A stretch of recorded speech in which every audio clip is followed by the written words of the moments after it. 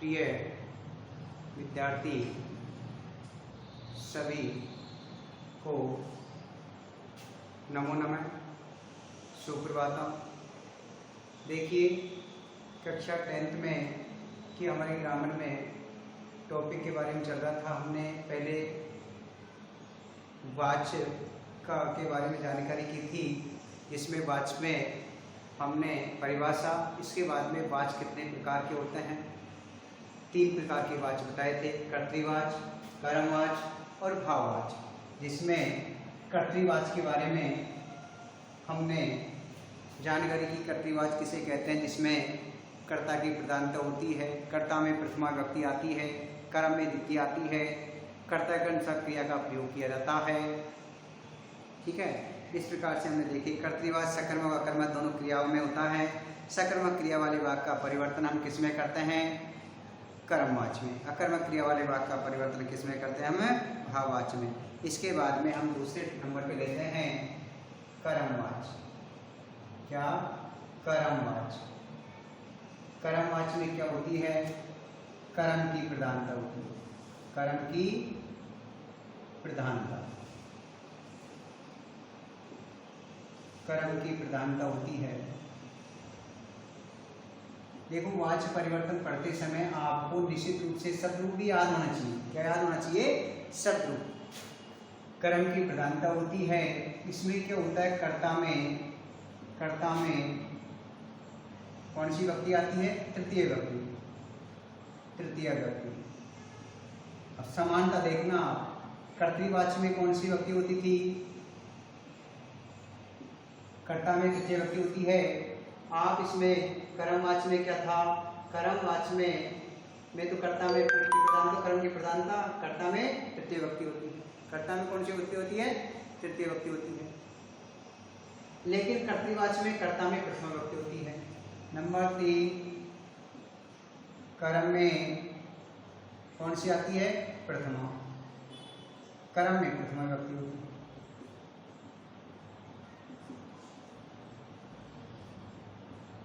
इसके बाद में नंबर 4, कर्ता में तृतीय, कर्म में प्रथमा और कर्म के अनुसार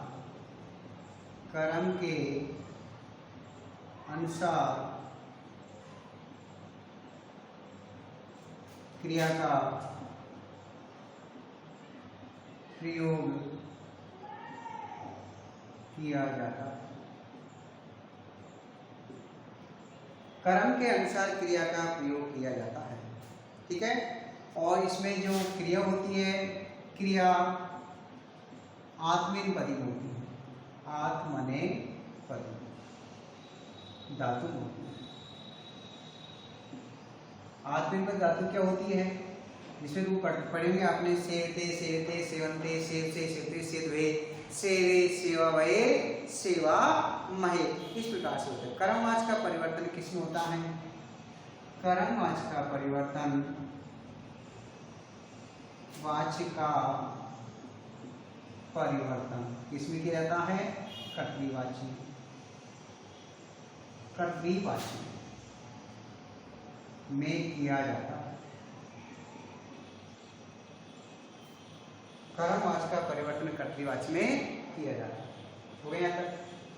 जैसे अब कर्तृवाच्य में क्यों करते हैं? क्योंकि उसमें कर्म होता है। भाववाच्य में कर्म नहीं होता, इसलिए भाववाच्य में तो करेंगे नहीं। जैसे मैंने लिखा सीतिया। अब सीतिया क्यों लिखा? क्योंकि कर्ता में तृतीय विभक्ति होनी चाहिए। अब सीतिया लिखते ही पता लगा है कौन सा वाच्य ये? कर्मवाच्य या भाववाच्य। लेकिन कर्म आ गया, कर्मवाच्य। जैसे मैंने लिखा सीतिया पुस्तकानि पठ्यन्ते। अब देखो, पठ्यन्ते क्यों आया? पठ्यते भी आ सकता था, लेकिन पुस्तकानि क्या है? कर्म के अनुसार क्रिया आती है। कर्म के अनुसार क्रिया का प्रयोग, कर्म क्या है? बहुवचन में है, ये बहुवचन का प्रयोग करते हैं। इसमें बहुवचन में आया सीतिया पुस्तकानि पठ्यन्ते। मैंने लिखा अस्माभिः कार्याणि क्रियन्ते। अस्माभिः कार्याणि क्रियन्ते। मैंने लिखा मया आपणं गम्यते।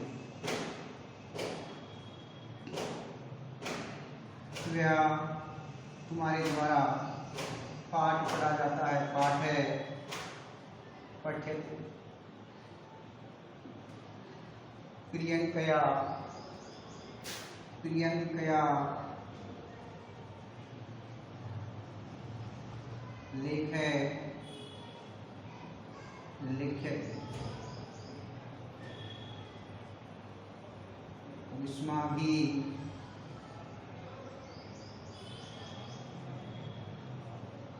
तुम्हारे द्वारा गाँव जाया जाता है, ग्रामे गम्यते। तया तुम्हारे द्वारा लेख लिखा जाता है, लेख है लिखे, लेख है लिखे। आठवां तेन कार्यम क्रियते। ये मैंने 8 वाक्य लिखे। सब में कौन सी व्यक्ति, कर्ता में कौन सी व्यक्ति होनी चाहिए? तृतीय। ये सीतिया, अस्माभिः, मया, त्वया, प्रियंकया, युष्माभिः, तया, ते, तृतीय व्यक्ति आ गई। और कर्म में कौन सी व्यक्ति होनी चाहिए? प्रथमा। इसको ही समझे एक बार, कौन सी व्यक्ति कर्म में? ये कर्म है, ये पुस्तकानि। कर्ता की इच्छित वस्तु कर्म कहलाती है। कर्ता जिसको अत्यधिक चाहता हो वो कर्म होता है। तो इसमें क्या है? पुस्तकानि कर्म है, पुस्तकानि कार्याणि, आपणा। आपण क्यों है? क्योंकि आपके नपुंसकलिंग रूप है तो आपण में आएगा। इसमें पाठ है, लेख है, ग्राम है, लेख है, कार्य, कार्यम कार्यकारी नपुंसकलिंग रूप है, तो इसलिए इसमें समय कर्म में प्रथमा व्यक्ति है। फिर इसके बाद में बताया इसमें कर्म के अनुसार क्रिया। ये कर्म है, कर्म में क्या है? बहुवचन है, पुस्तकानि, ये भी पठ्यन्ते, ठीक है। कार्याणि क्रियन्ते, ये एक वचन में गम्यते। पाठ है एक वचन है, पठ्यते। लेख एक वचन है, लिख्यते। ग्राम एक वचन है, गम्यते। लेख एक वचन, लिख्यते। और उसके बाद कार्य एक वचन है, कार्याम, कार्य कारण तो क्रियते, ठीक है। यह कार्य होता है, क्रियन्ते हो जाता, ध्यान रखना। ये लेखा होता तो लिख्यन्ते हो जाता, ये ध्यान रखना।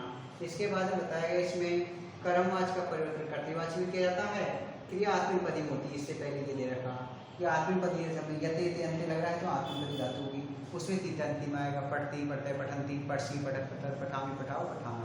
और ज़्यादा सरल बात यह है कि केवल ये आपको लटलाकार में वाचक परिवर्तन, किसमें है? ये लटलाकार में दिए हुए होते हैं, तो आपकी कोई दिक्कत ही नहीं है। ये हमारे किसमें हो गया? लटलाकार का रूप हो गया, ठीक है। ये हमारे कर्मवाचक हुआ, क्योंकि हम परिवर्तन तो जब करेंगे जब हम पढ़ेंगे दोनों। अब आप इसका परिवर्तन कर सकते हैं क्योंकि आपने कर्तृवाचक पढ़ चुके हैं। जैसे सीतिया का तो प्रथमा व्यक्ति आती है, कर्तृवाचक में तो सीता हो जाएगा।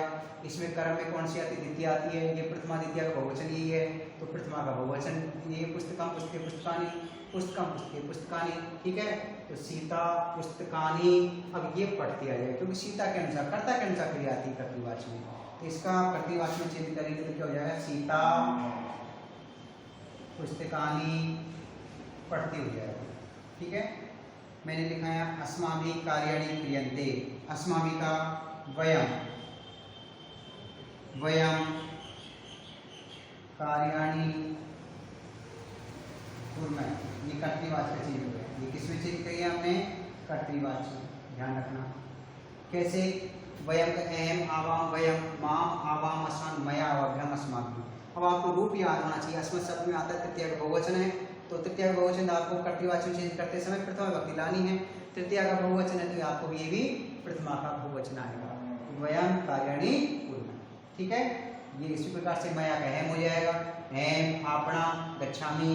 त्वया का त्वम हो जाएगा, त्वम, पाठम, पढ़सी। प्रियंकया का प्रियंका, लेखाम, लिखती।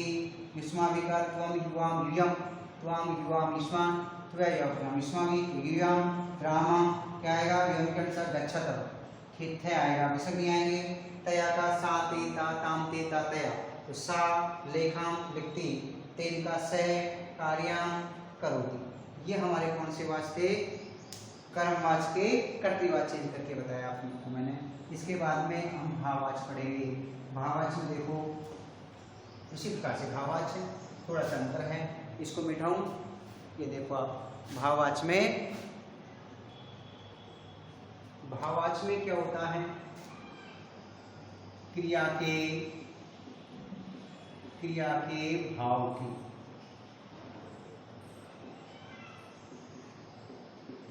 क्रिया के भाव की प्रधानता होती है। नंबर 2, कर्ता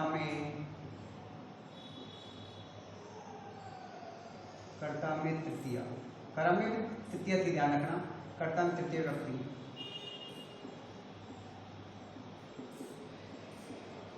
होती है। नंबर 3,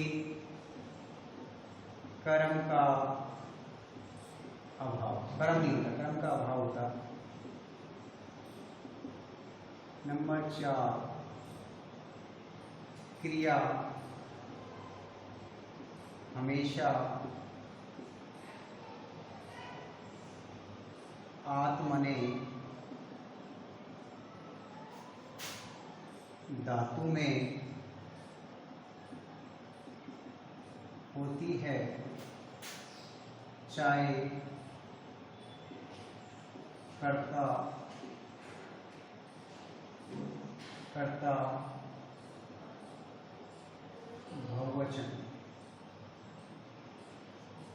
कर्ता बहुवचन में क्यों न। क्रिया हमेशा आत्मनेपदी धातु में होती है, चाहे कर्ता बहुवचन में क्यों न। भाववाच्य का परिवर्तन कर्तृवाच्य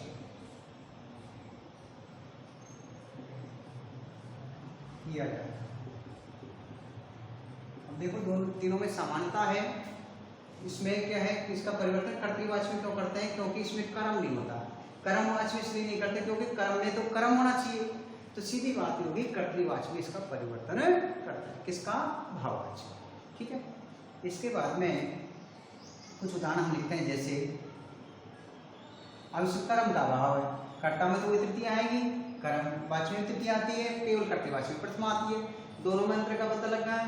कर्म वाच्य में कर्म होता है, इसमें कर्म नहीं होता। जैसे मैं इसमें सीधा लिख दो, सीतिया पठ्यते, ये लो। नंबर 2, मया लिख्यते, तया गम्यते, अस्माभिः अश्यते,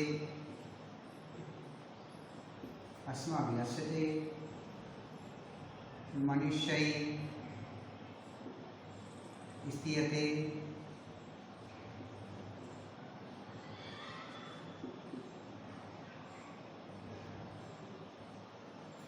युष्माभिः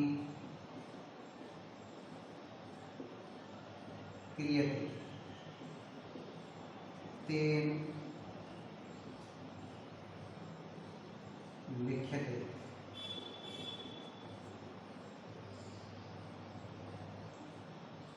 त्वया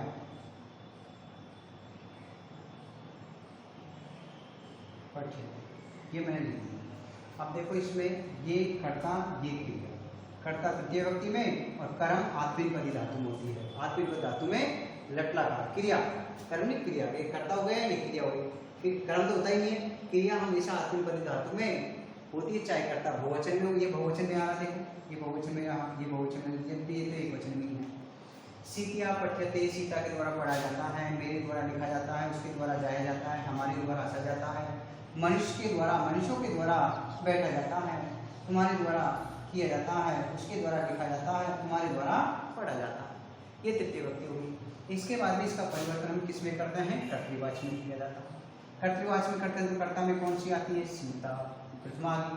और इसमें क्या है? सीता के अनुसार क्रिया परस्मैपदी धातु आती है। इसमें हमेशा क्या होता है? पढ़ती। इसका मया का अहम, अहम के अनुसार क्रिया लगाओ, पठामी।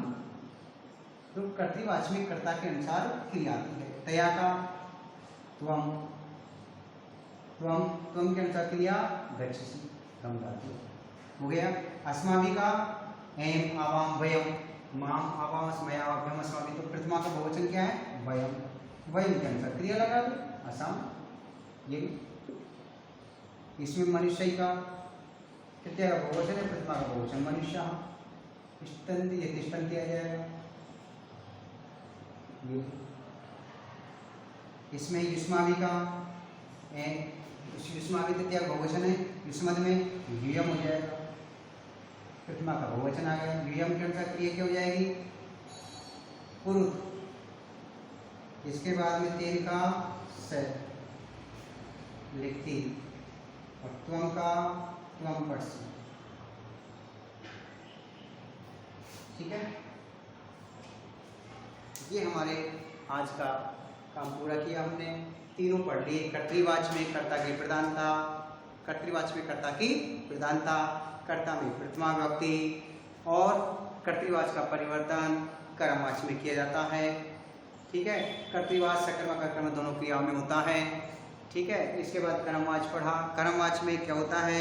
कर्म की प्रधानता होती है। कर्मवाच्य में कर्म में कौन सी व्यक्ति आती है? प्रथमा। कर्ता में कौन सी आती है? कर्ता में तृतीय व्यक्ति आती है। कर्मवाच्य का परिवर्तन कर्तृवाच्य में किया जाता है। ठीक है, क्रिया इसमें आत्मनेपदी धातु में होती है। इसके बाद में भाववाच्य क्रिया, इसमें क्रिया के भाव की प्रधानता, कर्ता में तृतीय, कर्म का भाव होता है, क्रिया हमेशा आत्मनेपदी धातु में होती है, भाववाच्य का परिवर्तन कर्तृवाच्य में किया जाता है। ठीक है, ये हम आगे वीडियो में देखेंगे। इसके बाद आगे इसके फिर रूप लिखवाएंगे आपको, उसमें करेंगे। ठीक है ना, इसके बाद में इसके रूप के बारे में जानकारी करेंगे। रूप भी तो होना चाहिए तभी तो, फिर इसका परिवर्तन देखेंगे, फिर किसका क्या बनता है वो लिखवाएंगे। अगले वीडियो में कल देखेंगे। ठीक है भाई।